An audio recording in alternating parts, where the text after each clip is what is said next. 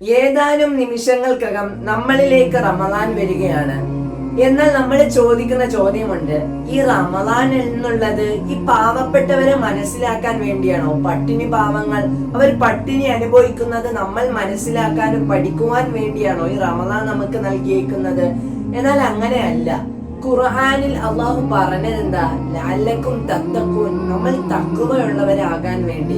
അതായത് നമ്മൾ ഇന്ന് ചെയ്തതും ഇത്രനാൾ ചെയ്തതുമല്ല ഇനി വരുന്ന റമദാനിൽ നമ്മൾ ചെയ്യേണ്ടത്. കുറച്ചും കൂടെ നമ്മളെ തഖ്വയൊക്കെ ഒന്ന് അപ്ഡേറ്റ് ആക്കുക, നമ്മളെ കുറച്ച് ഈമാൻ ശക്തിപ്പെടുത്തുക. ഇത് മാത്രമാണ് നമുക്ക് റമദാനിലൂടെ ഉദ്ദേശിക്കുന്നത്.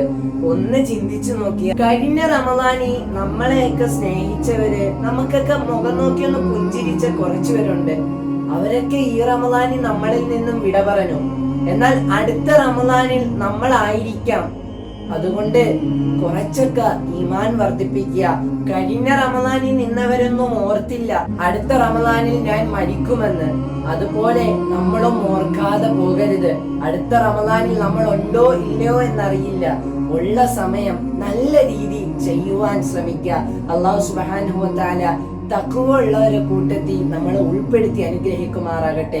ഈ വരുന്ന റമദാൻ നല്ല രീതിയിൽ വരവേറ്റ് അതിന്റെ എല്ലാവിധ കാര്യങ്ങളും പുണ്യമായ കർമ്മങ്ങൾ നമുക്ക് ചെയ്യുവാൻ റബ്ബ് സുബ്ഹാനഹു വ തആല തൗഫീഖ് നൽകി അനുഗ്രഹിക്കട്ടെ.